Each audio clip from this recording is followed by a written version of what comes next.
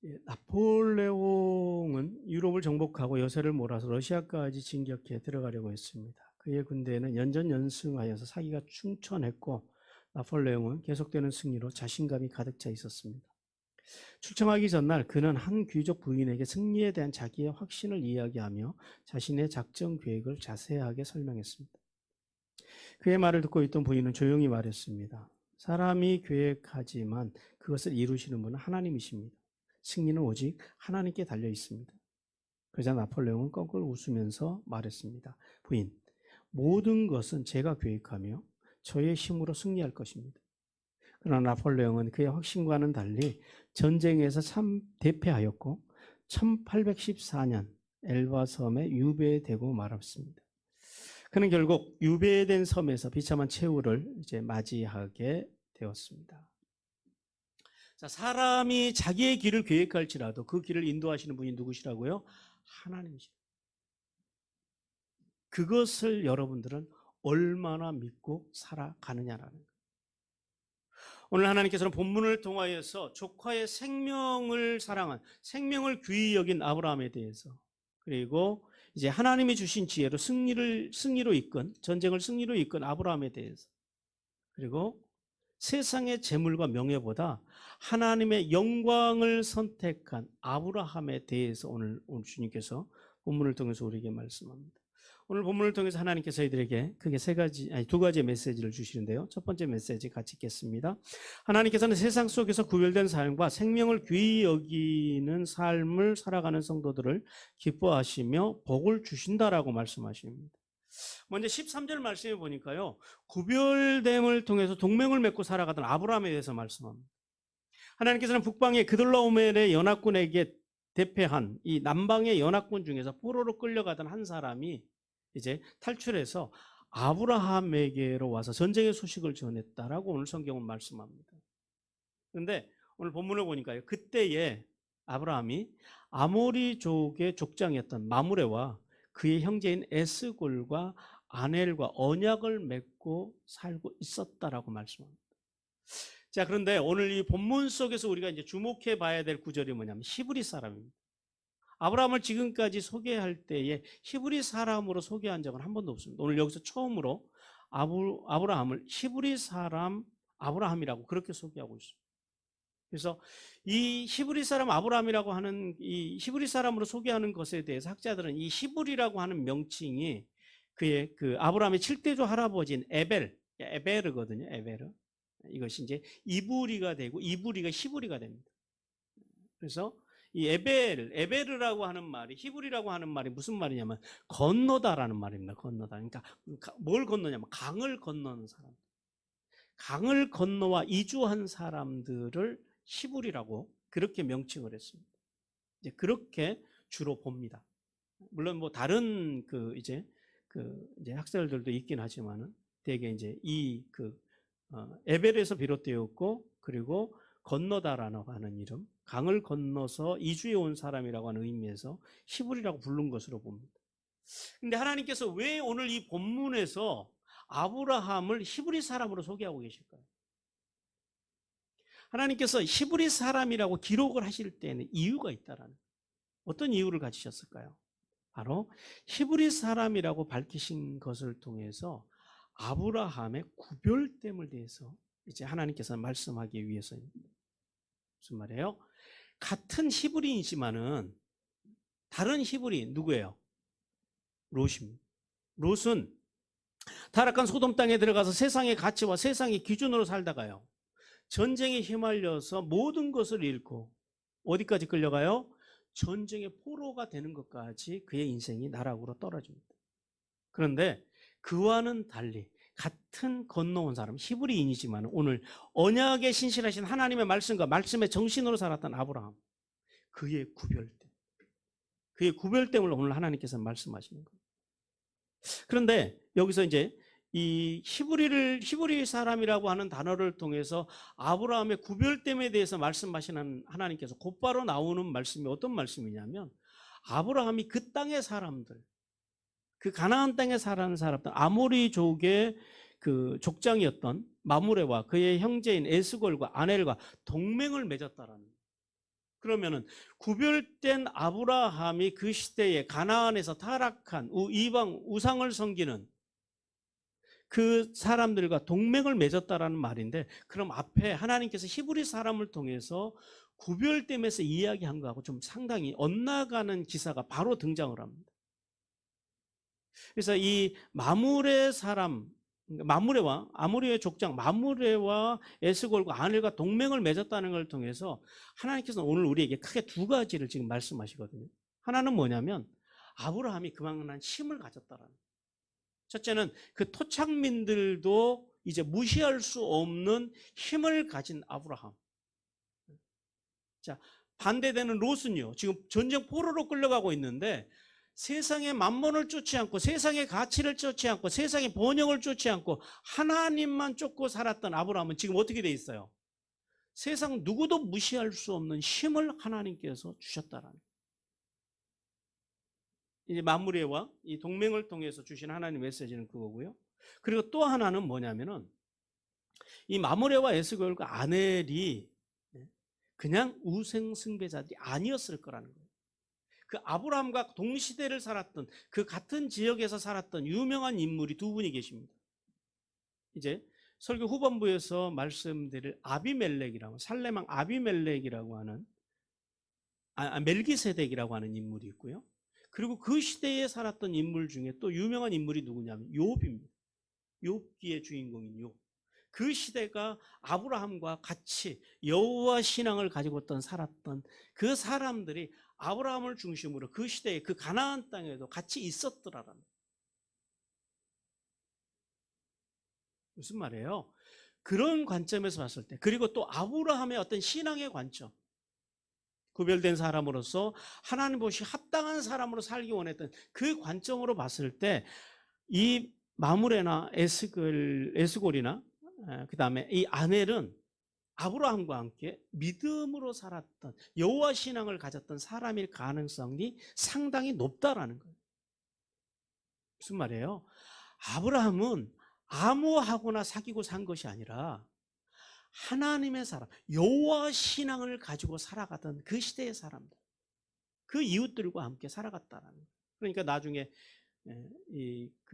이제 멜기세덱이 아브라함을, 전쟁에서 돌아온 아브라함을 마중을 나오잖아요. 서로 모르는 관계가 아니었을 거라는 거예요. 서로 충분히 여호와 신앙으로 하나님을 믿는 믿음 안에서 서로 교제했던 사람들이에요. 오늘 그래서 마므레와 에스골과 아넬도 그 중에 한 사람이었을 거예요. 성도 여러분, 하나님께서 오늘 본문을 통해서 예수 그리스도를 믿어 구원받아서 성화의 삶을 살아가는 성도들이 오늘 인생을 어떻게 살아야 되는지 오늘 본문을 통해서 그 아브라함의 삶을 통해서 우리에게 크게 두 가지를 말씀하십니다. 첫 번째는 히브리인으로서의 구별된 삶을 살았던 아브라함처럼 하나님의 사람들이, 우리가 성결한 삶의 자리를 가지고 살아가는 성도가 되어야 한다는 거예요. 우리 출애굽기 19장 14절을 같이 읽습니다. 모세가 산에서 내려와 백성에게 이르되 백성을 정결하게 하니 그들이 자기 옷을 빨더라. 그럼 하나님의 사람들이 성결하게 살아가야 된다라는 거예요. 그러니까 성결하게 살아간다라는 게 뭘 의미합니까? 오늘 이스라엘 백성들이요, 모세의 명령을 따라서 오늘 그 출애굽기 보니까 옷을 빨았다고 합니다. 옷을 빤다라고 하는 그 의미가 어떤 거냐면은 몸과 마음과 영혼과 그리고 자기 행실까지도 하나님 앞에서 고치려고 하는 그 삶의 자리를 이야기합니다. 그러므로 예수 그리스도를 믿어 구원받은 성도들은요, 날마다 이 모세의 말씀을 따라서, 모세의 지도자 모세의 명령을 따라서 자신의 옷을 빨았던 그 하나님의 사람들, 그 백성들처럼 오직 죄 없으신 예수 그리스도의 뭘로요? 말씀과 말씀의 정신으로 살아야 된다. 그 말씀의 정신으로 살겠다고 하는 이 결단을 하는 것, 이것이 바로 옷을 빠는 거예요. 세상의 가치에 취하지 않고 세상의 기준과 자기의 어떤 원칙에 취하지 않고 하나님의 말씀과 말씀의 가치를 따라가는 것, 이것이 바로 성결한 삶을 살아가는 비결이라는 거예요. 즉 뭐예요? 말씀과 예배와 기도가 삶의 중심으로 살아가는 삶을 살아가라고 주님께서 말씀하십니다. 우리 베드로전서 1장 18절 19절 같이 읽습니다. 시작. 너희가 알거니와 너희 조상이 물려준 헛된 행실에서 대속함을 받은 것은 은이나 금같이 없어질 것으로 된 것이 아니요 오직 흠없고 점없는 어린 양 같은 보배로운 피로 된 것이니. 그러므로 성도는요, 세속의 번영과 만몬과 기복주의에 물든 어떤 그런 신앙, 그런 변질된 신앙이 아니라 절대 하나님의 나라, 그 하나님의 나라의 가치, 하나님의 말씀의 가치, 그 말씀의 정신의 가치로 살아야 된다.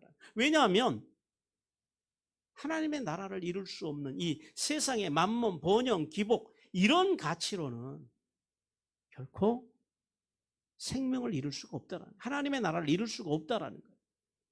그리고 생명이, 그리스도의 생명이 없는 것들, 그런 부정한 것들과 접착했던 생각과 행위로는 하나님의 나라를 이룰 수가 없다라는 거예요. 그는 교회를 잘 다니는 것과 못 다니는 것과 그건 상관이 없습니다.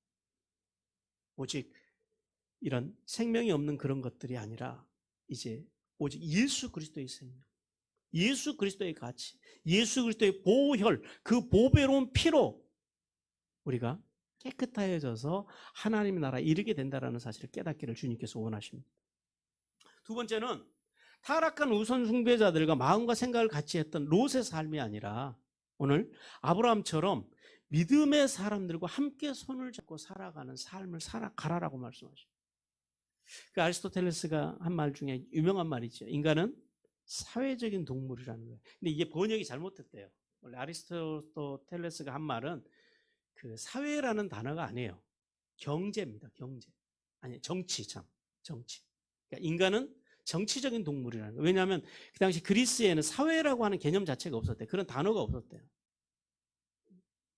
근데 이거를 그 세네카라고 하는 그 이제 학자가 이거를 이제 사회라고 이제 그렇게 번역을 해서 우리가 이제 그렇게 알고 있습니다만, 어찌됐든 인간은 사회, 뭐 정치가 됐든 사회가 됐든 인간은 그 속에 있을 때, 그러니까 무슨 말이에요? 사람이 사람다워지는 것은 뭐냐? 사람 속에 있을 때 사람다워진다. 왜요? 인간은 사람을 통해서 배웁니다. 사람 속에서 배웁니다. 근데 문제는 어떤 사람과 함께 사느냐, 이것이 문제라는 거예요. 로처럼 세속의 가치를 따라서 타락한 의상을 숭배하는 자들과 함께 살면은요, 결국 그들을 닮아가다가 결국 모든 것을 이 땅에서 빼앗기고 마귀의 노예로 전락할 수밖에 없다라는 사실을 우리가 기억해야 하고요. 그러나 반대로요, 아브라함처럼 구별된 삶을 통해서 세상의 가치에 물들지 않고 세상의 부정한 것들과 함께 하지 않고 신앙의 가치, 그러니까 세속의 가치보다 하나님의 말씀의 가치, 말씀의 정신의 가치, 그 신앙의 가치를 귀히 여기는 사람들과 함께 살아가면요, 그 삶 위에 하나님께서 뭘 주세요? 하늘의 복을 주시고 땅의 복을 주신다. 예수 믿고 복 받는 게 쉬워요, 어려워요? 굉장히 쉽다라는 거예요. 우리가 가야 할 길을 가고 붙잡아야 될 가치를 붙잡으면 된다는 거예요.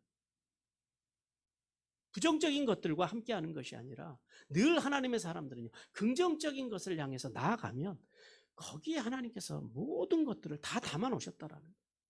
그러므로 예수 그리스도를 믿고 살아가는 성도들은요, 그리스도의 생명이 없는 부정적인 것들, 그런 것들과 이제 마음을 나누고 생각을 나누는 것이 아니라 우리는요, 늘 하나님의 생명, 예수 그리스도의 생명, 그 진리의 가치를 가지고 세상을 판단하며 살아감으로 하늘의 복과 땅의 복을 받기를 주님께서 원하십니다. 그리고 계속해서 14절과 16절을 통해서 그래서 이제 조카 롯을 구출한 아브라함에 대해서 말씀합니다. 그 탈출해서 온 사람이요, 전쟁에 대한 소식과 함께 조카 롯이 전쟁 포로로 끌려갔다라고 하는 소식을 전합니다. 그랬더니 아브라함은 그 소식을 듣고 집에서 훈련받은 318명의 자신의 가신들, 자신의 분신과 같은 그 귀한 하나님의 사람들과 함께 그돌라오멜의 군대를 이제 쫓아가는데, 어디까지 쫓아가냐면 가나안의 최북단인 단 지역, 그러니까 거기가 가나안의 경계거든요. 거기 가나안의 경계까지 쫓아갑니다. 그리고 거기에서 이제 그돌라오멜과의 군대와 전투를 벌여서 승리를 거둡니다. 여러분, 그돌라오멜의 군대가 어떤 군대입니까? 그렇게 호락호락한 불과 한 318명이나 또 뭐 마무레나 아넬이나 에스골의 그 이제 그 군대들 뭐 네 군데 합쳐서 예를 들어서 뭐 3, 4, 12에서 한 1000명 된다, 1200명 된다 그래도 그 적은 군대에게 당할 만큼 그렇게 허술한 군대가 아니다라는 거예요. 왜요? 이미 우리가 지난 시간에 본 것처럼 전혀 낯선 땅, 원정이라고 하는 불리한 그 이제 그 여러 가지 불리한 상황 속에서도 이제 절대 유리한 땅을 차지하고 있던 그 남방의 5개 연합군과 싸워가지고요. 상대도 안 될 정도로 강력한 군사력으로 이긴 군대가 바로 이 그돌라오멜의 군대입니다. 근데 이 군대를 아브라함이 도대체 어떻게 이겼을까요, 그러면? 이 적은 군사를 가지고. 바로 오늘 성경 말씀 보니까 뭐라 그래요? 야간 기습입니다. 적은 숫자를 가지고 많은 적을 치기 위해서는 자신의 군대의 숫자가 노출이 되지 말아야 됩니다. 그래서 자신은 노출시키지 않고 적들은 노출된 상태에서 늘 저녁마다 계속해서 전투를 벌여나간 거예요. 어디까지요? 호박까지 계속해서 전투를 벌여나갔다고 해요. 그 전투 속에서 이제 그 그돌라오멜의 군대는요, 두려움에 사로잡혔다. 계속해서 밤마다 공격해오는 적들을 보면서 더 많은 적들이 자신들을 공격해온다고 하는 착각에 빠지게 하는. 그래서 이제 그 그돌라오멜의 군대는 이렇게 집요하게 아주 성실하게 저녁마다 야간 기습 작전을 펼치는 이 아브라함의 군대에게 이제 대패를 합니다.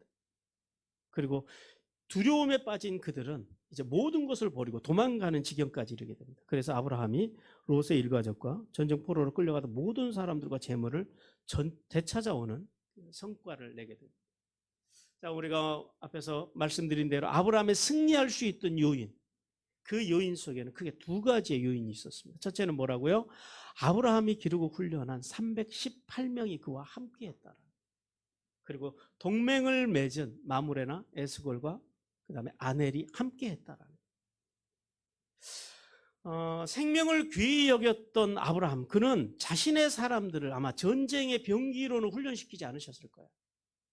그러나 최소한 여기 318명이 기초적인 군사훈련을 받았겠지만은 이들은 전쟁의 도구로 그런 군사적인 훈련은 받지 않았을 것으로 봅니다.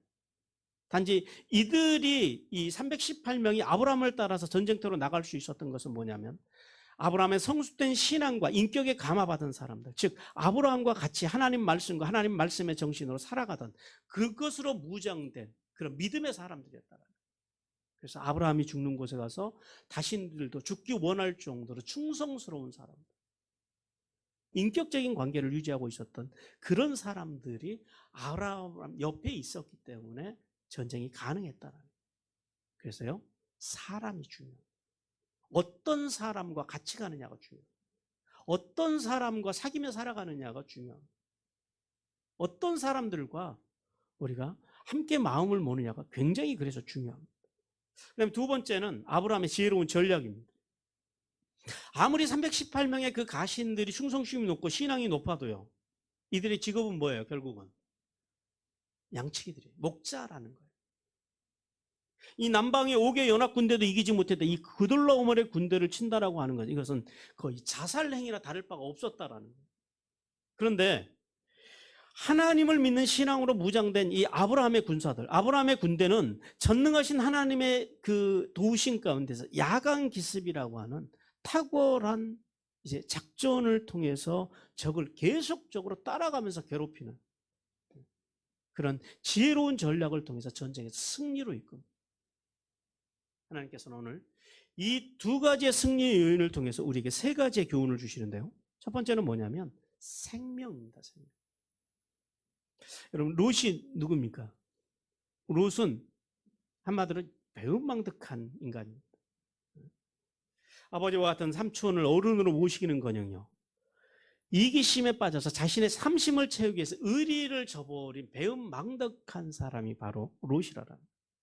그런데 그럼에도 불구하고 아브라함은요, 그 배은망덕한 롯이 고난 속에 빠졌을 때 어이 그럼 잘됐다라고 말을 하지 않으시고 아브라함은 어떻게 하세요? 자신이 훈련시킨 사람, 자신의 사람들과 함께 희생을 각오하고 자신의 조카 롯을 구원하기 위해서 달려가는 생명의 사람. 우리는요, 이런 사람들과 같이 살아야 돼요. 그 다음에 두 번째는요, 지혜입니다. 앞에서 말씀드린 대로 아브라함이 어떤 작전을 통해서 이 전쟁을 승리로 이끌었다고요? 지혜로운 작전. 누가, 언제, 어디서, 어떻게 공격해 오는지도 모르게 적들은요, 계속해서 속수무책으로 당하는 거예요.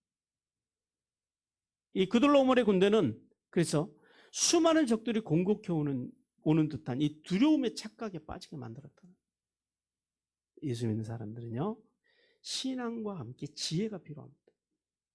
그 지혜는 어디서부터 와요? 하나님의 말씀에서 오는 거예요. 지혜의 근본이신 하나님, 그 하나님의 말씀, 그 말씀을 가지고, 그 진리의 말씀을 가지고 세상을 분별해낼 때 여기서 지혜가 온다라는 거예요. 그리고 세 번째는요, 몸을 사리지 않는 아브라함의 리더십입니다. 이제 이쯤이면 아브라함이요, 중년을 넘어서 이제 노년으로 넘어가는 나이입니다. 근데 노년의 몸에도 불구하고 자신들의 가신들만 보내서 전쟁을 치르지 아니하고요, 아브라함은 직접적으로 군대를 지휘하는 리더십을 보여줍니다. 이러한 그 아브라함의 강한 리더십, 그 리더십이 가신들을 더욱 용맹하게 만들었고, 또 그 막강한 군대와의 전투에서 물러서지 않을 수 있는 용기를 줄 수 있었다. 믿음의 리더십.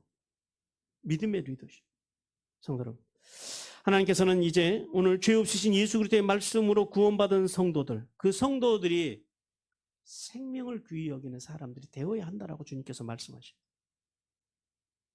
세상에서 제일 중요한 가치가 바로 생명입니다. 세상의 어떤 정치, 경제, 그 어떤 돈의 가치보다 더 소중한 가치가 바로 생명이라는 거예요. 그래서 우리의 모든 선택의 기준은요, 생명이어야 한다라는 거예요. 돕고 세우고 살리는 것이어야 된다라는 거예요. 바로 아브라함이 그래서 믿음의 조상이 되는 거예요.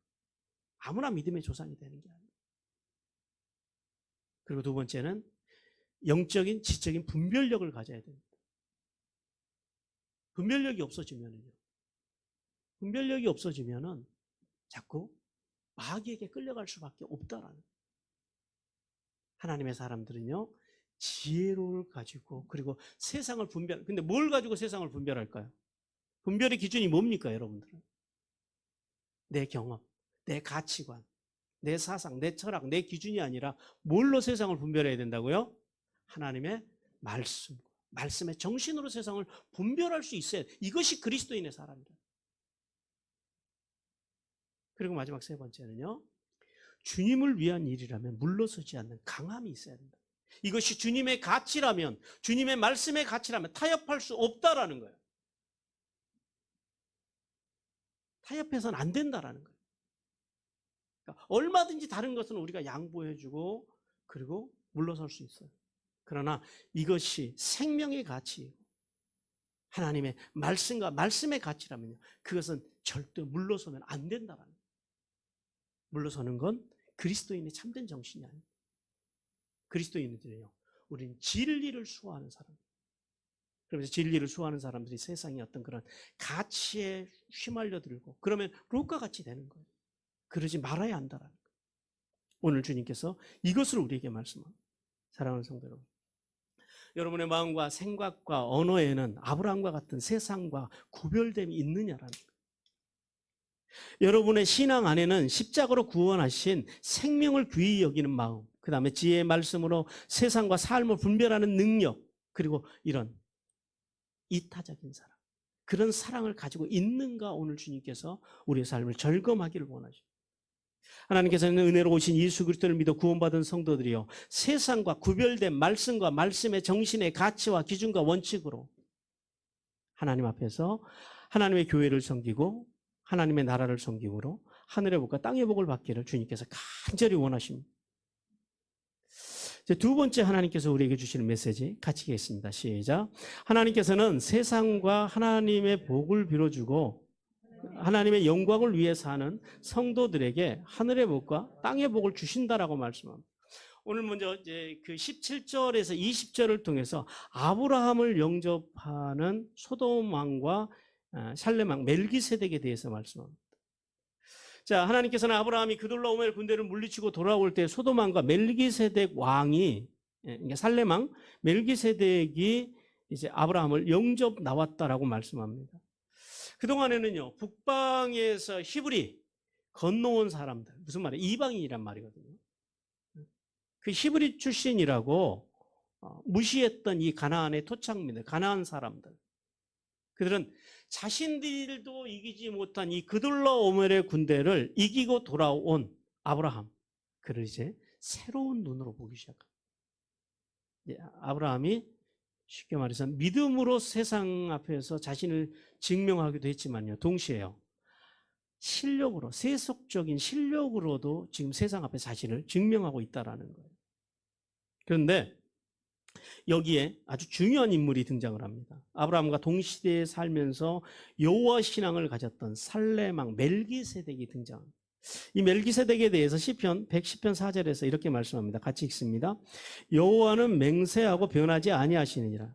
이르시기를 너는 멜기세덱의 서해를 따라 영원한 제사장이라 하셨도다. 멜기세덱을 어떻게 소개하고 계세요?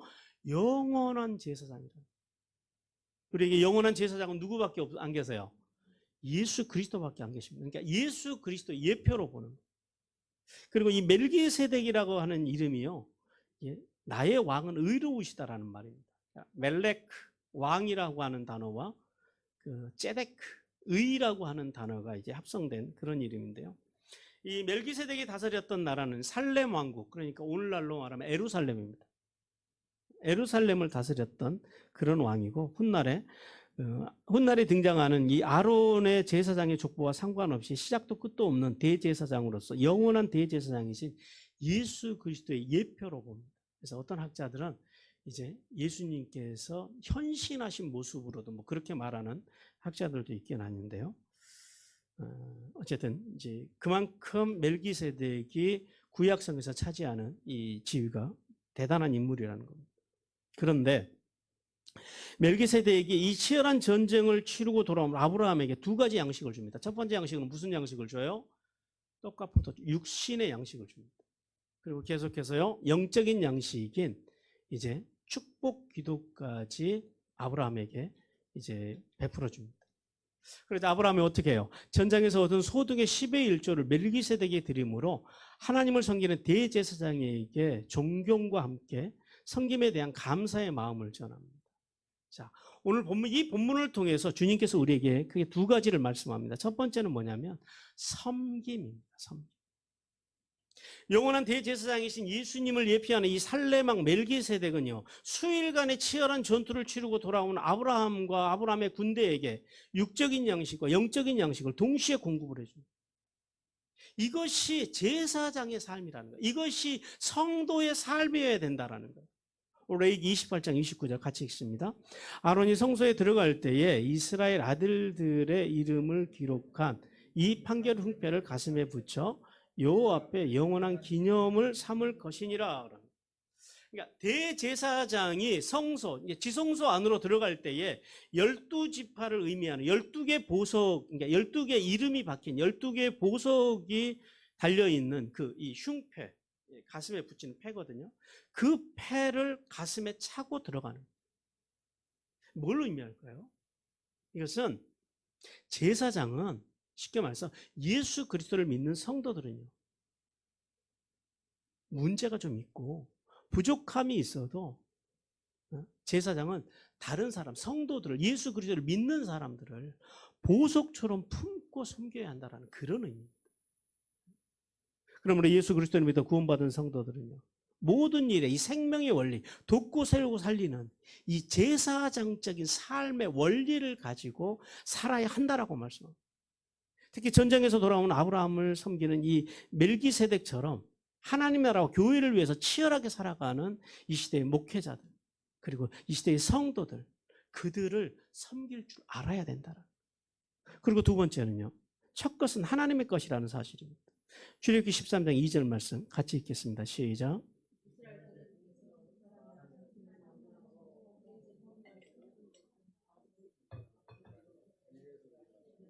이는 내 것이니라 하시니라. 저 것은 누구의 것이래요? 하나님의 것이라. 하나님의 도우심으로 전쟁에서 승리하고 돌아오는 아브라함은 자신을 위해 이제 떡과 포도주를 베풀고, 그리고 축복하는 기도를 해주는 하나님의 종 멜기세덱에게 감사의 마음을 담아서 11조를 드림으로 이 전쟁의 승리에 서신 이 모든 소유가 누구 거라는 거예요? 하나님의 것이라는 사실을 고백을 합니다. 왜 굳이 11조일까요? 많은 분들이요, 11조를 가지고 이 시대에 지금도 말이 많습니다.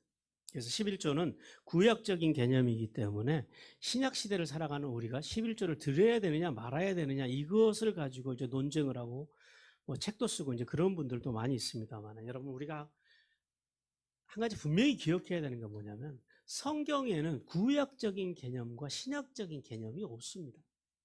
그냥 다 하나님의 말씀입니다. 구약도 신약도 우리가 받들어야 될 하나님의 말씀이지 구약의 말씀이 다르고 신약의 말씀이 다르지 않다라는 거예요. 이게 다 연장선입니다. 구약을 모르면 신약을 이해할 수 없고요. 우리가 분명히 기억해야 될 것이 뭐냐면은 이 10의 1조는 돈의 개념, 물질의 개념이 아니다라는 거예요. 이것은 소유의 개념입니다. 무슨 말이냐면 모든 우리의 삶 그리고 우리의 모든 소득이 누구로부터 말미암았다라는 거예요. 하나님께로부터 말미암았다라는 거예요. 우리의 생명부터도 하나님이 주셨다라는 거예요. 우리가 지금 누리고 살아가는 모든 것이 다 누구로부터 왔다라는 거예요. 천지 만물이 다 하나님께로부터 왔다라는 거예요. 이것을 고백하는 게 이게 11조라는 거예요.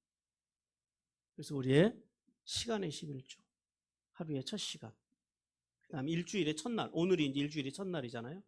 오늘을 거룩하게 살아가는 것. 그 다음에 한 달의 첫날, 1년의 첫날, 그 다음에 첫 자녀, 그리고 나의 물질 중에서 첫 것. 이게 다 11조라는 거예요. 첫 마음, 첫 사랑. 11조는 단순히 물질의 가치가 아니라 뭐예요? 모든 것이 하나님의 소유라고 하는 것.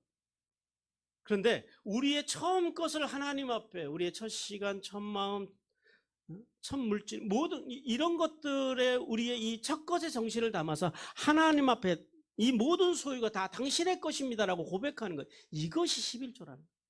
근데 이것을, 이런 그 11조의 가치를 돈의 가치로, 왜냐하면 사람들이 다 만몬에 빠져 있어서 그래요.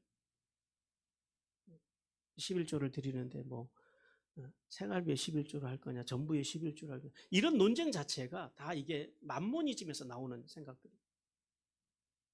11조는 뭐냐면 내 모든 것이 당신의 것입니다라고 어떤 식으로든지 고백하는 게 이게 11조라는 거예요. 그래서 굳이 어떤 사람들은요 10의 1조를 드리지 않습니다. 어떤 분들은 10의 9조를 드리는 분들도 있대요.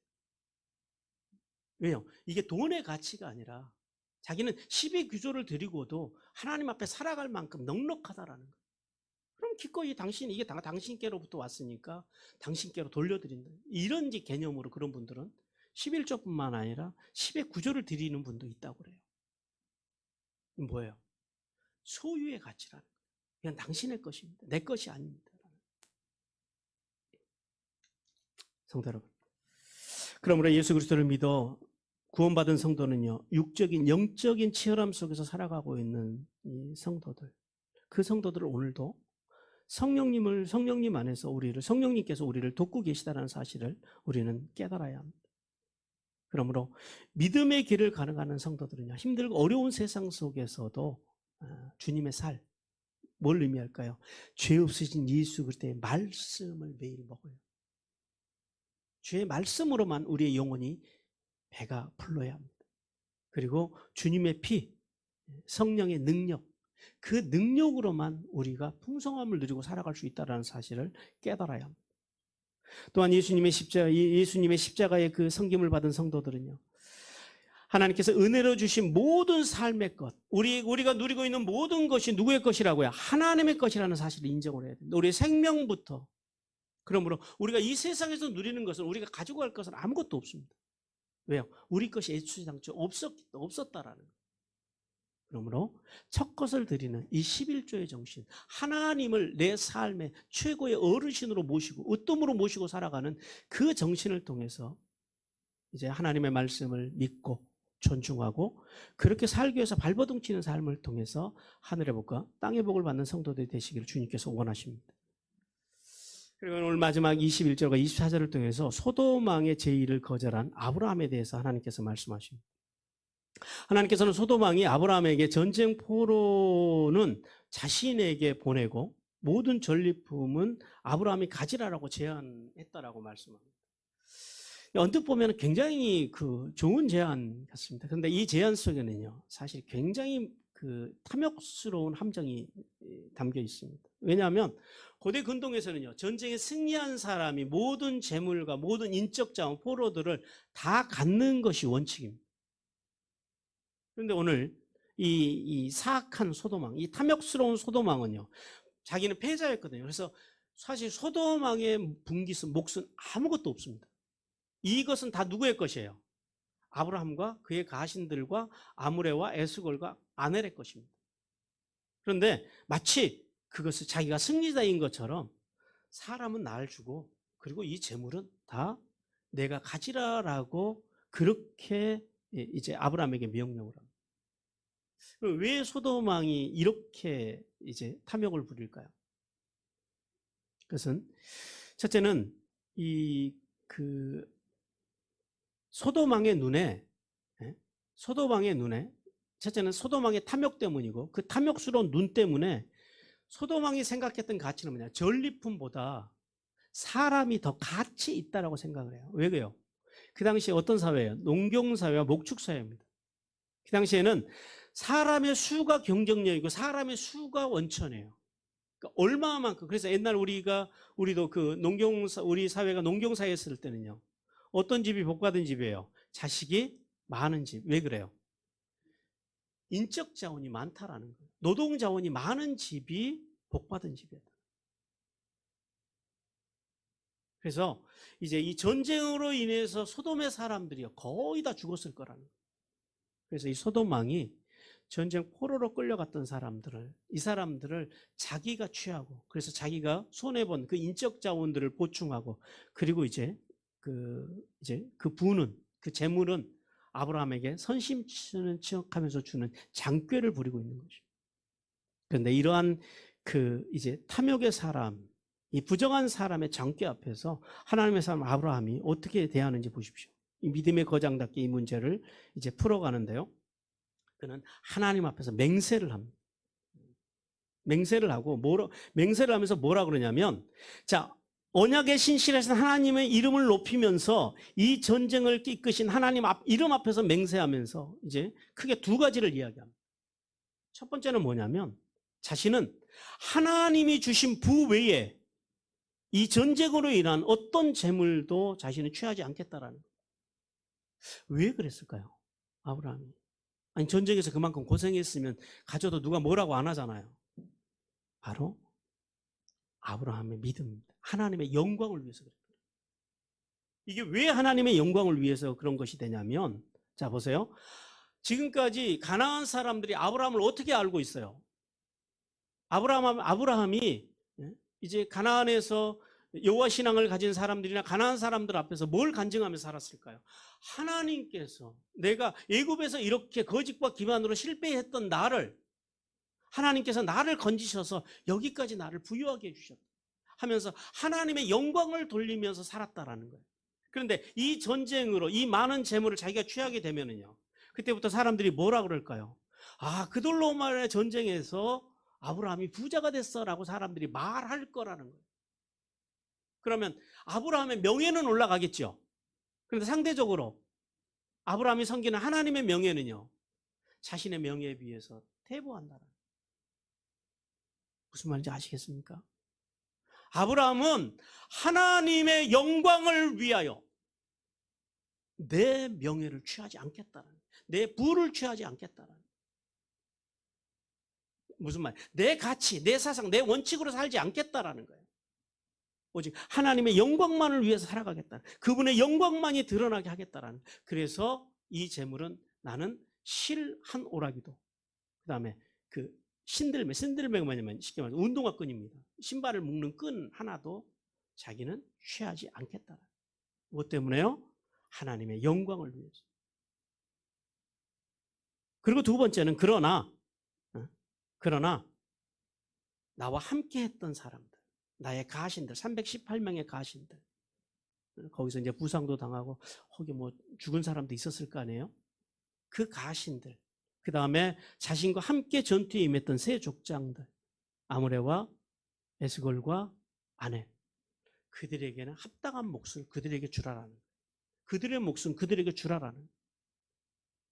성도 여러분, 우리는 여기서 이 재물에 대한 문제, 그리고 자신의 명예에 대한 문제를 처리하는 이 아브라함을 통해서 충분히 승리자의 입장에서 자기가 취할 수도 있지만은 하나님의 영광, 그러니까 아브라함의 이런 것들을 통해서 우리가 분명히 알 수 있는 건 뭐냐면 아브라함의 삶의 목적을 우리는 알아야 된다. 왜 아브라함인지. 그리고 우리의 삶의 목적을 이 아브라함의 삶의 목적 앞에서 우리도 조종할 줄 알아야 된다. 우리는 뭘 위해 살아갑니까, 여러분들? 여러분의 삶의 목적은 뭡니까? 뭘 위해 살아갑니까? 왜 사십니까? 우리나라 사람들은 이렇게 물어보면요, 대답하는 사람을 지금까지 한 명도 못 봐요. 예수 믿는 사람들은 삶의 목적을 말하기가 부끄럽거든요. 왜냐하면 세속의 가치하고 별 다를 바가 없으니까. 유대인들은요, 삶의 목적에 대해서 그렇게 그들은 대답을 한다고 해요. 첫째는 하나님을 위해서. 두 번째는 토라와 탈무드, 성경을 공부하기 위해서. 세 번째는 티쿠놀람, 세상을 고치기 위해서, 세상을 돕기 위해서. 이것이 유대인들이 엄마 뱃속에서부터 배우는 사상이에요. 근데 우리는요, 어렸을 때부터 뭘 가르쳐요? 사람들을, 야, 밟아야 돼. 이겨야 돼. 네가 안 밟으면 밟혀. 세상에서 우리는 살아가는 법을 가르친다는, 더불어 살아가는 법을 가르치는 것이 아니라 우리는 밟고 올라서는 법을 어렸을 때부터 자녀들에게 가르쳐. 그것이 우리의 삶의 목적이 됩니다. 근데 여기 오늘 하나님의 사람 아브라함은요, 그것이 아니라 소돔왕이나 롯과 같은 어떤 세상의 만몬이나 밟고 일어서는 어떤 세상의 가치가 아니라 어떤 가치요? 하나님의 영광을 드러내는 가치. 이 땅에서 하나님 안에서 잘 사는 가치. 못 사는 게 아니에요. 하나님 안에 산다 그래서 못 사는 게 아니에요. 하나님 안에서 잘 사는 가치, 그 가치를 목적으로 삼고 살았다. 오늘 하나님께서 우리에게 그것을 말씀하십니다. 하나님의 가치 안에서, 하나님 안에서 잘 사는 길을 택하라. 예수를 믿으면 하늘의 복과 땅의 복이 임합니다. 이 복은요, 세상의 복은 이 땅에서가 끝이지만은요, 하나님의 복은요, 이 사상에서부터 어디까지요? 하나님의 나라까지 이어지는 복은 전혀 수준이 다르다는 겁니다. 성도 여러분, 그 복을 택하시길 바랍니다. 그 복을 쫓아가시기 바랍니다. 하나님께서는 믿음의 사람들이 삶의 목적이 소돔왕이나 롯과 같은 어떤 세상적인 재물의 가치가 아니라 아브라함과 같이 이 땅에서부터 장차 하나님의 나라에까지 이르러서 받을 수 있는 하늘의 상급, 그 상급을 위해 살아가라라고 말씀합니다. 사랑하는 성도 여러분, 하나님께서는 예수 그리스도를 믿어 구원받은 성도가 아브라함처럼 세속의 물질에 초연하고 세상의 가치에 초연하고 하나님의 영광에 모든 일에 최우선을 두고 살아감으로 하늘의 복과 땅의 복을 받기를 주님께서 간절히 원하십니다.